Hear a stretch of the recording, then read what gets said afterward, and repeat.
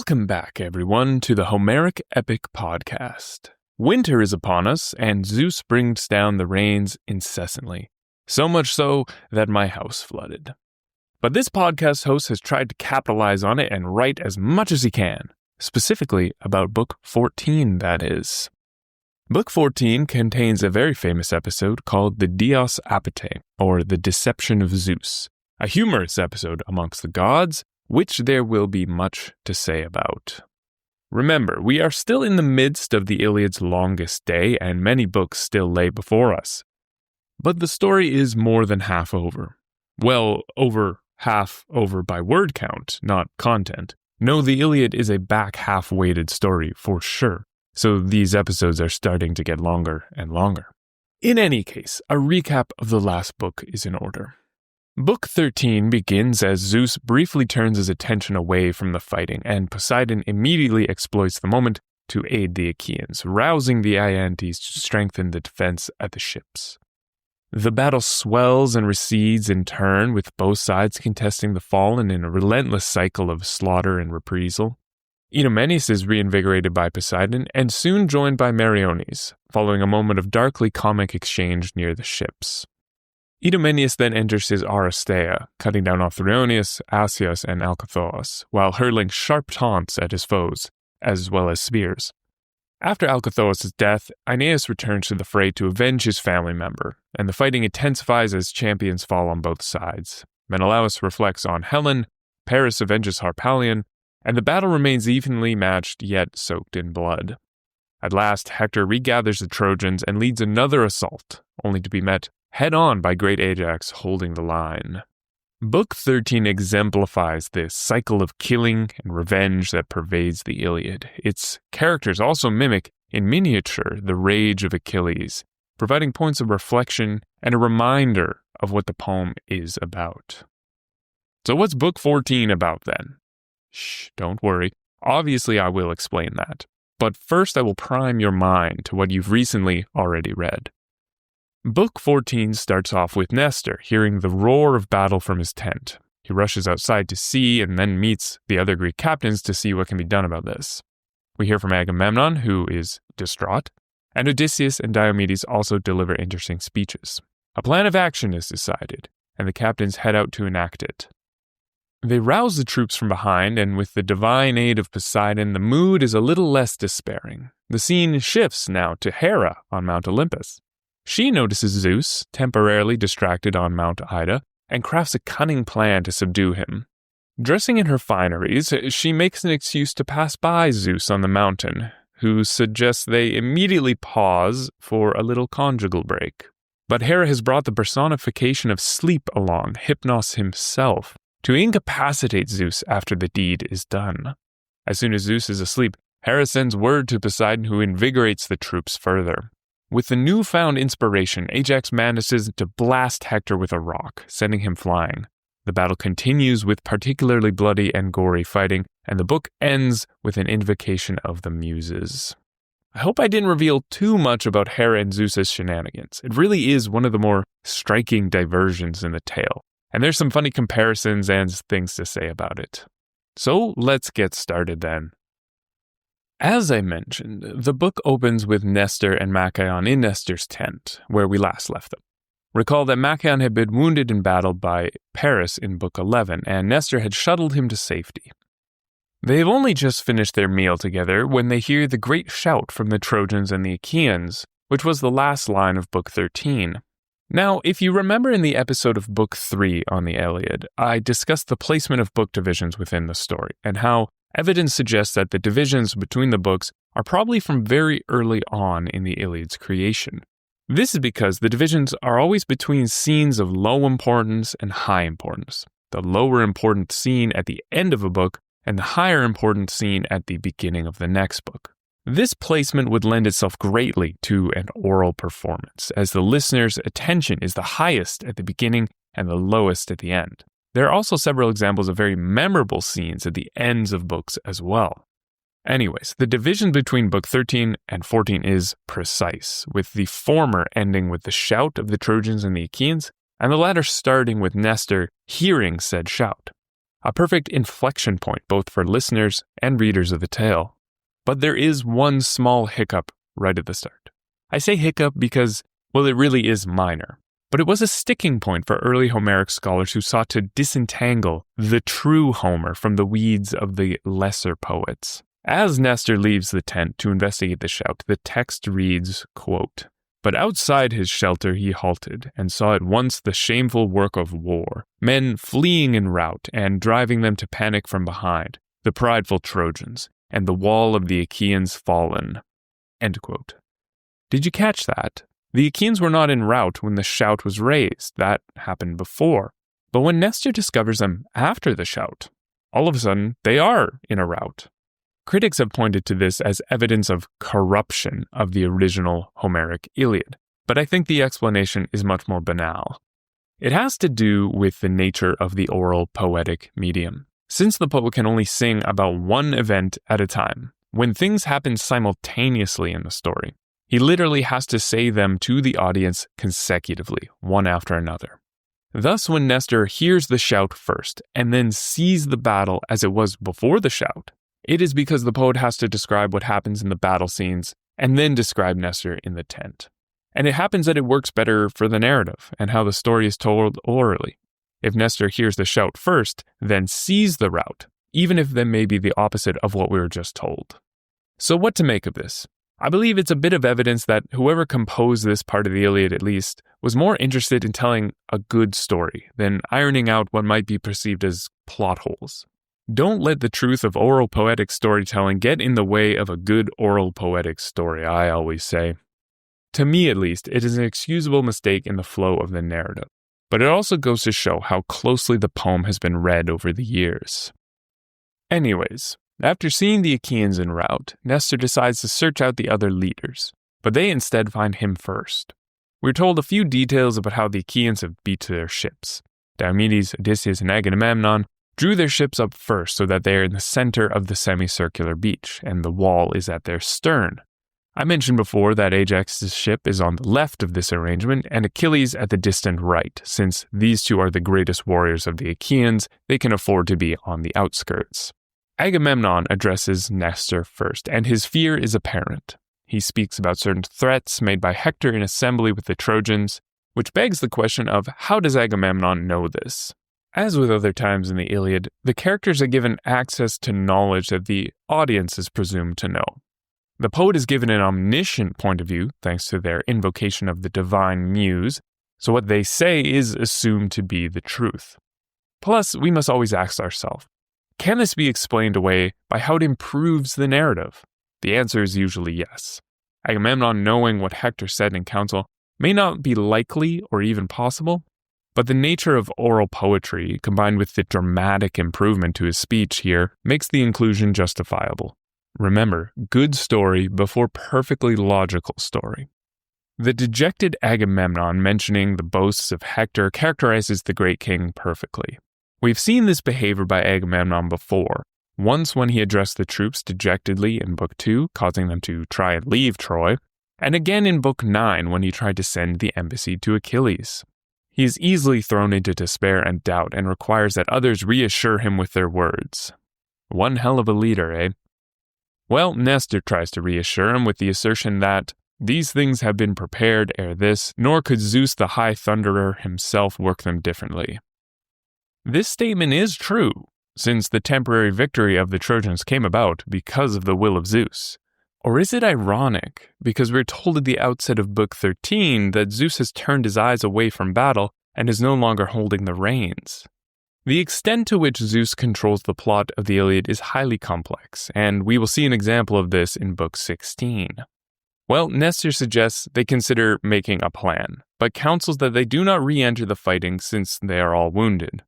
It is here that Agamemnon comes up with his worst idea yet. He first says that he has always doubted Zeus's favor of the Achaeans, even when he was defending the Achaeans, and more so now that he clearly favors the Trojans. Then he suggests they haul down the nearest ships to the shore and board those and safely wait out the battle in the harbor until nightfall. He finishes his speech with this statement, quote, "For there is no blame in fleeing evil, even at night. It is better that a fleeing man escape evil than is captured." End quote. Now, following this, Odysseus will reply to Agamemnon's obviously terrible plan, and in order to understand why Odysseus responds this way, we need to go back and see Odysseus in action. In Book 11, after Agamemnon's Aristeia has ended, Diomedes has been wounded in the foot by Paris, and Odysseus is left alone on the battlefield. He exhorts himself to courage in the face of the current peril. To see how this past speech influences his forthcoming rebuke of Agamemnon, I had to better quote it in full. This is from Book 11, lines 404 to 410. Quote, "Ah me, what will become of me? Great is the evil if I should take flight in fear of this outnumbering, but more dreaded is this, if I should be caught on my own. The son of Cronus has put to flight the other Danaans. But why does my heart debate these things? For I know that cowards shrink from war. And he who would be best in battle, he must strongly stand his ground whether he is killed or kills another." End quote. I'd like to point out that Odysseus says this to himself. This soliloquy about courage reveals much about the heroic code of the heroes, and about Odysseus himself, that ever-hungry chaser of Chaos. But let us return to Book 14 and see Odysseus' response to Agamemnon here. Remember, Agamemnon has just said there's no blame in fleeing evil, and it is better to escape than to be captured. Odysseus responds to this, quote, "Son of Atreus, what sort of word has escaped the berry of your teeth? Ruinous one, would that you commanded some other worthless army, and were not lord of us, whom Zeus has assigned from youth to old age, to keep winding up the hard threads of war to the bitter end, until we perish to a man. So then, do you now intend to abandon the wide-wayed city of Troy, for which we have suffered much hardship? Be silent, lest some other Achaean hear such an utterance, which no man would let pass through his mouth, no man who knows in his heart how to speak what is fit, and who bears a scepter, and whom his people trust in such numbers as those of the Argives among whom you rule. And now I utterly scorn your judgment, the things you have said.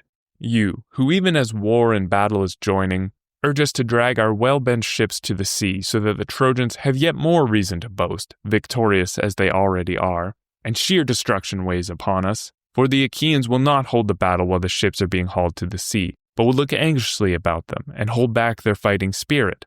Then will your plan bring harm, O leader of the people." End quote. In light of Odysseus' exhortation to himself in Book 11, his response here is fully justified. What Agamemnon has just said is counter to their common heroic code, let alone Odysseus' personal beliefs, and even goes so far as to throw the entire army into peril. So the incredulous start by Odysseus with the rhetorical, "What sort of word has escaped the barrier of your teeth?" is him being so shocked that Agamemnon could suggest such a plan. After berating Agamemnon sufficiently, he does return to logic. And at the end of his response, not the beginning, he delivers the logic. The soldiers will lose their will to fight if they see us fleeing on the ships. Such proposed cowardice by Agamemnon must be harshly put down. Such a sentiment would be highly contagious in the current mood, and Odysseus knows not to let it spread. And notice how Agamemnon does not find fault with him for this. He immediately recognizes the rebuke of Odysseus for what it is, a sort of wake-up call. And Agamemnon suggests that somebody else come up with a plan. And that somebody is near at hand, so says Diomedes. This will be Diomedes' third speech with the big boys, and I've talked before about how we can see his growth through the epic when it comes to speechcraft. The first instance of Diomedes speaking comes in Book 4, where Agamemnon is surveying the troops and had just come from Odysseus, whom he insinuated was holding back from battle. Odysseus rightly shot back at him, incredulous at this accusation, and Agamemnon took back his comment. But when he moves on to Diomedes, Agamemnon says that Diomedes is skulking away from the front line of battle, and that his father Tydeus begat a son inferior to him, and Diomedes doesn't say a word.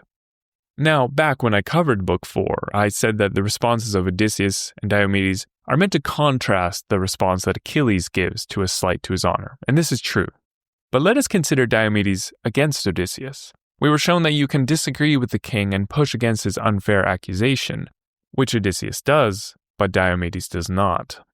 Now in Book 9, Diomedes' next major speech in assembly with his peers, he protests Agamemnon's plan to flee on the ships after the change in the tide of battle in Book 8.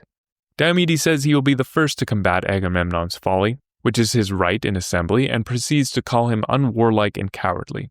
He goes on to say that Agamemnon may leave, but the rest of the Achaeans will stay, and that he and Sthenelus will fight until the fated end of Ilion. The Achaeans shouted their assent to this speech, and Nestor does say it was good, but he says he did not finish it because it never provided a solution. Finally, fast forward to our present book in Book 14, the situation is similar to Book 9. Agamemnon has suggested an embarrassingly cowardly plan, and Diomedes is there with all his newfound rhetorical skill to refute it. Diomedes begins his speech here with the caveat that they cannot grudge his words because he is the youngest, because he is the son of a noble father. Then he goes into detail on what a noble father he has and some sort of the things he did and owned to really give it that extra sheen of legitimacy. The suggestion he makes is that they should return to the fighting, but in the back line so as to exhort the remaining fighters and give them courage. Pretty sound advice, right? The other leaders think so as well, because we read that they listened closely and obeyed, which is Homeric parlance for agreement. No one can find fault with such a speech, not even the great speechcrafter Nestor.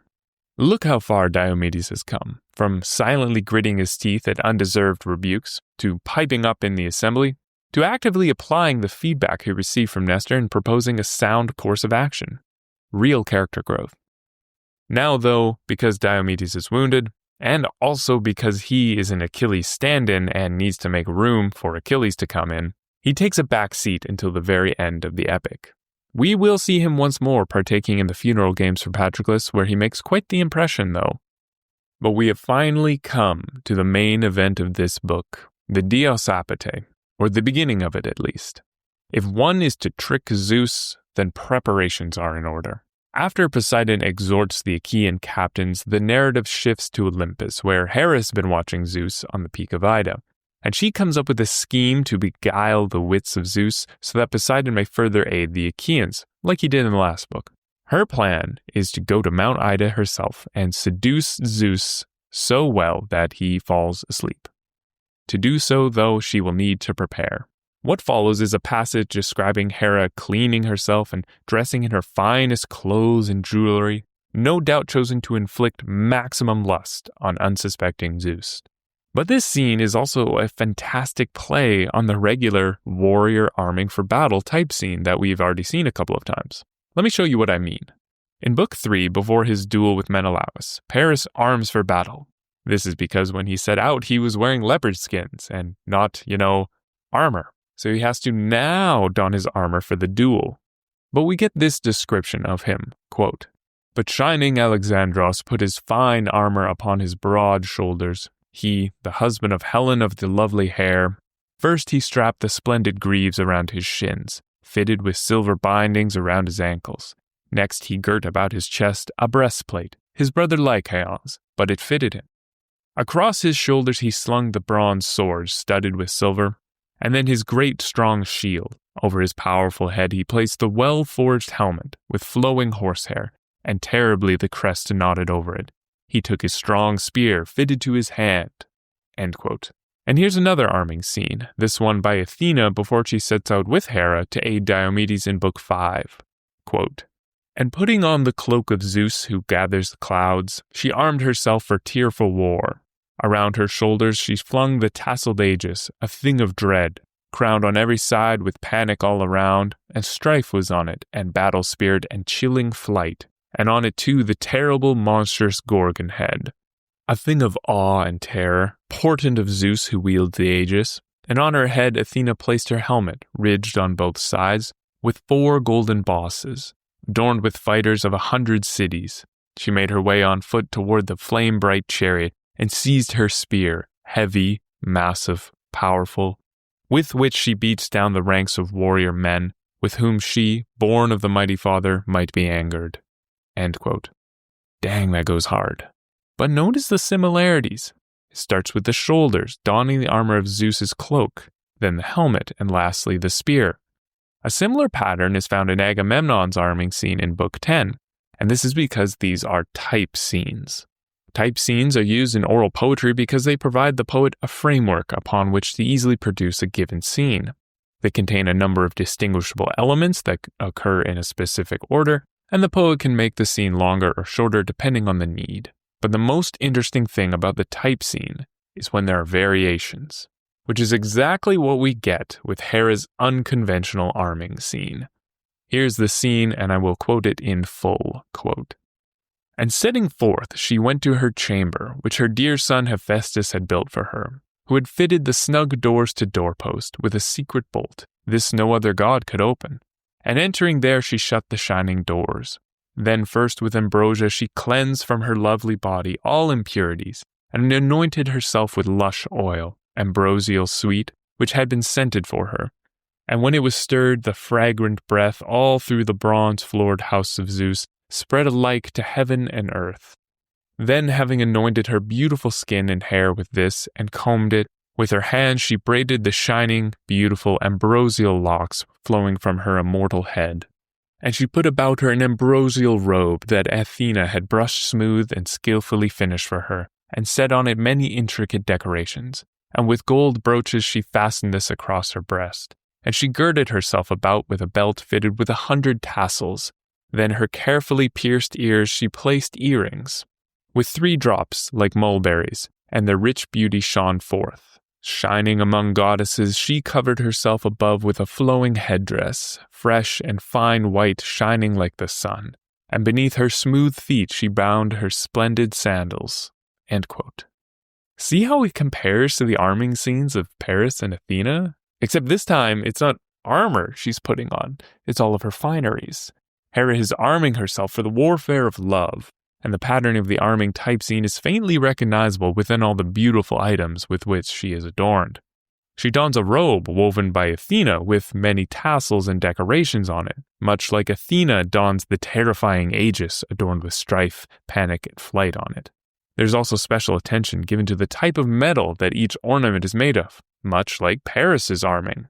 And this is fitting for the Queen of Heaven, who is pulling out all the stops to seduce her husband. One comment on this, and this applies to ancient depictions of Greek goddesses in general, is that the ancient Greeks had a very different idea of feminine beauty than we do.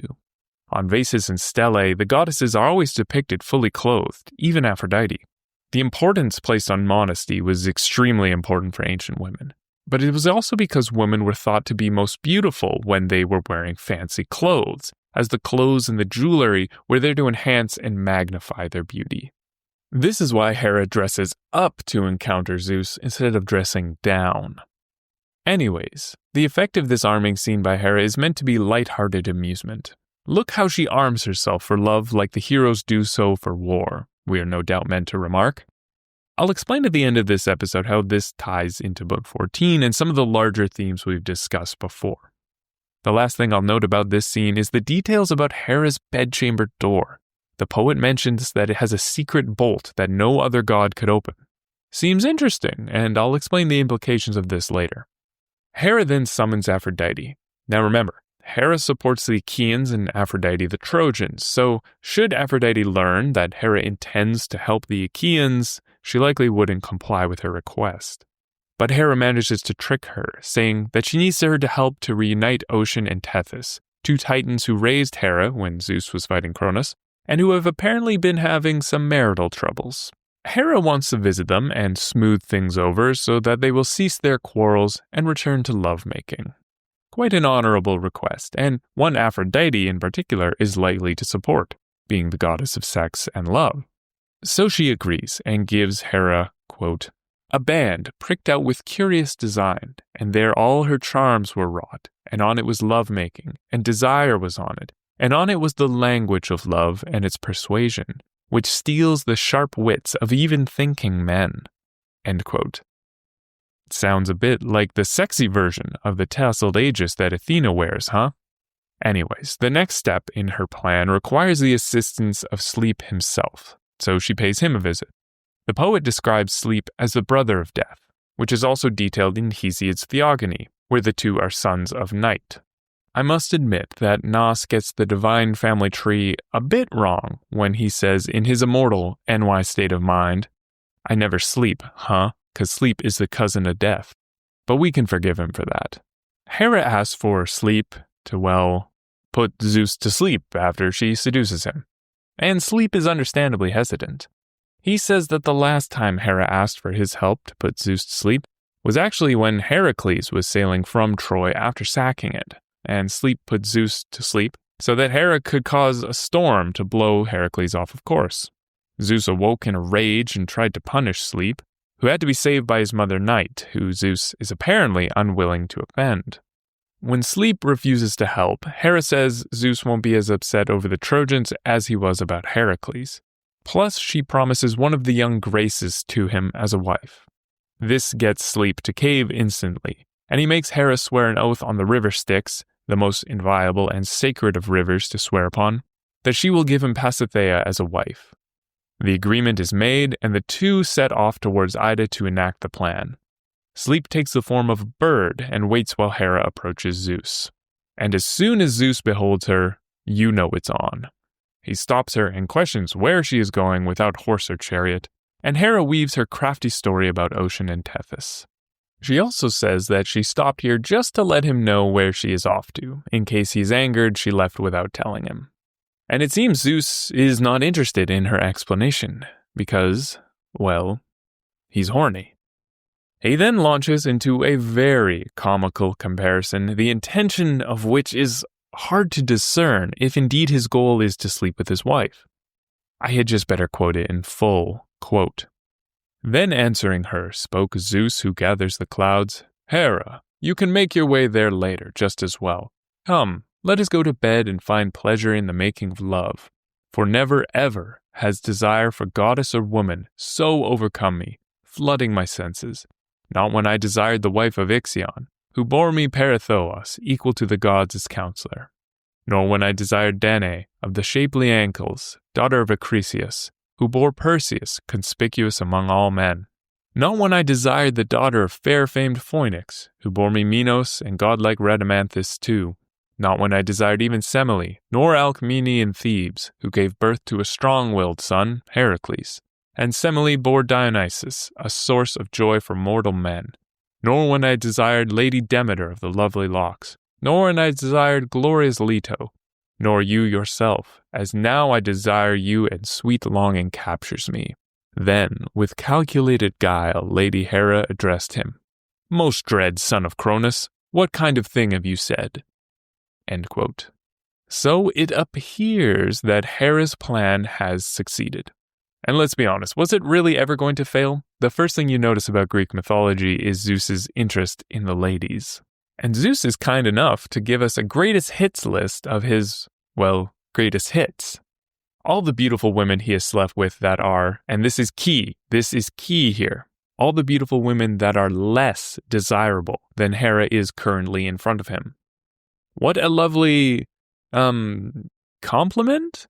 The effect of the scene is no doubt meant to be humorous. From Zeus's point of view, he's paying Hera a compliment.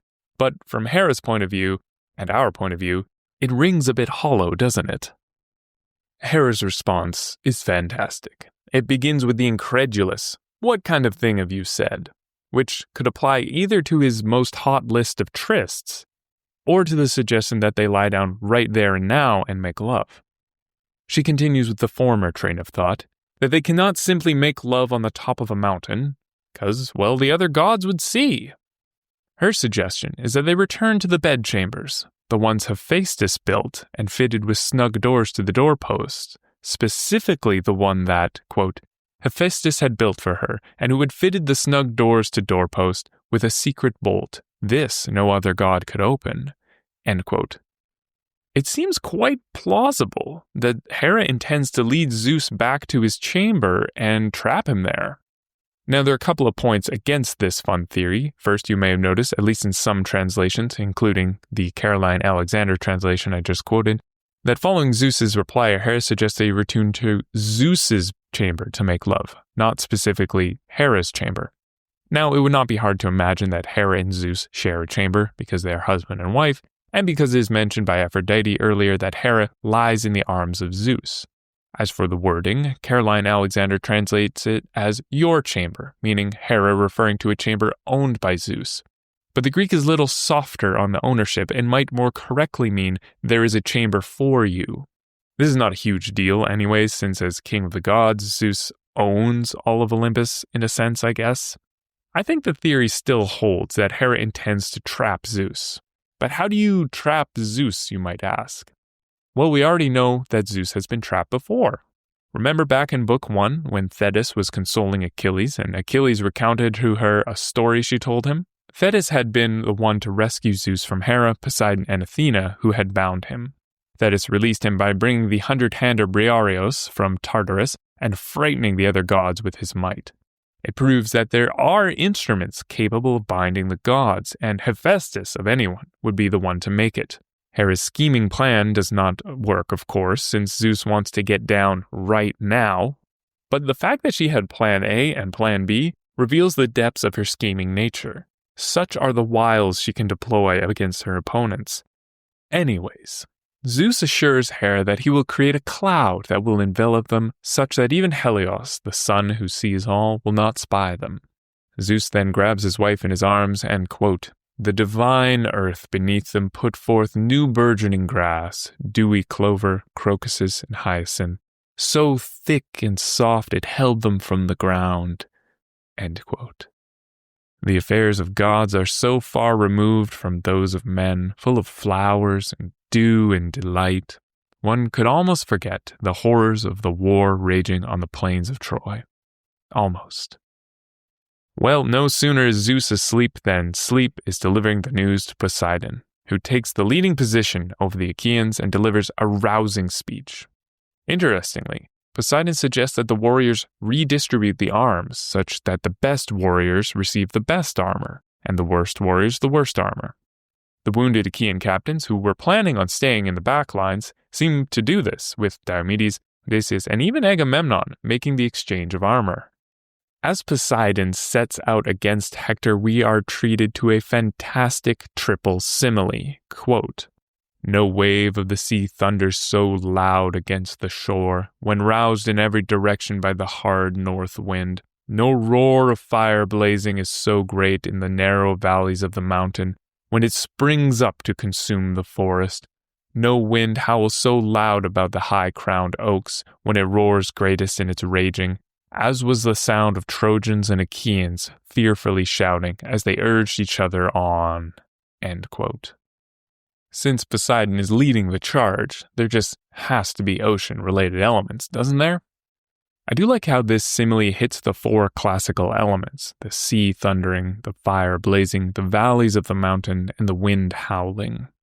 The all-encompassing description of elemental forces lends itself to the all-encompassing strife of war that the two sides are now locked into. And no sooner is Zeus asleep and his favor lapsing, as Hector is gravely wounded. Hector takes aim with his spear at Telamonian Ajax, hitting him in the chest where the sword and shield strap meet, but the spear does not penetrate. Ajax then hurls a boulder at Hector that strikes him in a similar spot, the chest above the shield rim, which sends him spinning backwards. Hector gets some descriptive similes with regards to this wound, and he drops to the ground from the force of the blow. The Achaeans hope to capture him at this moment, but the Trojans are able to retrieve him and shuttle him out of the fighting. They bring him to the river Xanthos, where he vomits blood and passes out again. This little spat between Hector and Ajax reveals by how much Ajax surpasses Hector in fighting ability. Remember the duel in Book 7? It wasn't looking much better for Hector then, and this confrontation confirms the relative strength between Hector and Ajax. The wounding of Hector marks a change in the fighting, and the narrative returns to the killing and vaunting of soldiers on both sides. The descriptions now are particularly gruesome, and the boasts particularly cutting. The book closes with an invocation of the Muses, indicating a shift in the power as the Achaeans begin a temporary reversal. The book closes noting that Ajax, son of Oileus, killed the most men because he was the swiftest in running them down when they were fleeing. What a strange one, eh? If we take a step back and look at the structure of Book 14, we notice it is neatly divided into 3 sections. There is Nestor's exit from the tent and the meeting with the wounded captains, leading to the exhortation by Poseidon. This neatly segues into the middle section, where Hera notices Poseidon on the battlefield and schemes to beguile the wits of Zeus. After the deed is done, and Sleep carries the message to Poseidon, the fighting continues in earnest and Hector's wounded. Tide of battle is temporarily turned at the end here, but it is precarious. That's the structure, and certainly at first it seems odd, surprising even. that there is the seduction of Zeus slap dab in the middle of two bouts of brutal fighting. There's certainly narrative unity in the Dios Apate, in that it is functional for Hera to aid Poseidon at this moment to help her chosen side, and the poet can use the episode to delay the action a little longer. We did see Zeus get distracted in the previous book, and we knew Poseidon was already on the battlefield. The episode by Hera injects a scene of lofty joy and weightlessness in between scenes of despair and savagery that start and end this book. So we can explain it narratively. But what about thematically? Does it make sense to the Iliad's wider themes that Hera and Zeus make love atop a mountain while the mortals down below hack at each other with the pitiless bronze? I'm sure you can see where I'm going with this, but yes. In the aptly named article, Dios Apate and the Unity of Iliad 14, scholar Leon Golden answers these questions for us.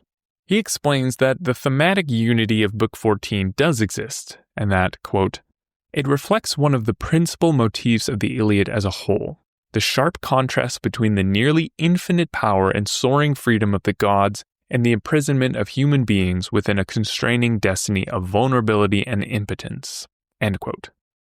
I have noted this contrast before. It is indeed extremely common throughout the Iliad. Think of all the scenes of great importance thus far, where a god has been directly involved, and how Homer makes sure to show us said scenes from both vantage points. Leon goes on to assert that it is in fact the events which are the most painful and destructive to the heroes that are the source of great pleasure for the gods, quite literally so in this book. But Leon gives another example, this time from Book 20, lines 19 to 23, where Zeus says, and I'm quoting from my Caroline Alexander translation here, quote, then answering him, Zeus spoke who gathers the clouds. Earthshaker, you know what is in my mind. The reasons for which I have gathered you, I am concerned about them, dying as they are. For my part, I will remain seated on a cleft of Olympus, where I will pleasure my heart in watching. End quote. Jasper Griffin, in his Homer on Life and Death, which is an excellent resource by the way, renders it, quote, I care for them, though they perish, end quote. And one more to round it out, this is from Robert Fagel's translation, quote, these mortals do concern me, dying as they are. Note the consensus of these three quotes, that Zeus shows care or concern for the dying heroes. Leon, in the previously stated article, says that this translation of the Greek word melusi, often rendered as care, has more nuance than this, and instead should be rendered as to be an object of thought for, far more indifferent than care or concern. Notice how care really doesn't make sense for Zeus, as he is just letting them die. That's not something you let happen to things you care or are concerned about. The reason for Zeus's interest is plain to see. He states that he will pleasure his heart in watching from Olympus. Leon suggests that a better translation of the sentence would be, quote, they are an object of my interest even while they are dying, end quote. Zeus is interested in the heroes, inasmuch as they provide some pleasure to him as he watches them die. The heroes are simply entertainment for the gods. The most bleak moments of their short lives are a source of pleasure for the gods that they worship. This concept is illustrated literally with the romantic coupling of Zeus and Hera amidst the bloodiness of the battle. Thus, Book 14, and specifically the Dios Apate, plays into the Iliad's larger theme, which Leon summed up so perfectly. The sharp contrast between the lives of the gods and the lives of men. I hope that clears things up a bit. The gods in the Iliad are certainly one of the more foreign aspects, and well, even to the rest of Greek mythology, but they are a source of great reflection for us. That will be all for today, though. I hope you enjoyed this exploration into the chasm between gods and men, and the humorous tricks that the Olympian gods play on each other. As always, if you enjoyed this episode and want to hear even more, please subscribe wherever you listen to your podcasts, or follow me on Substack to get all the episodes and anything else I find interesting on the Homeric epics, all for free. Until then, erostai agustoi philoi.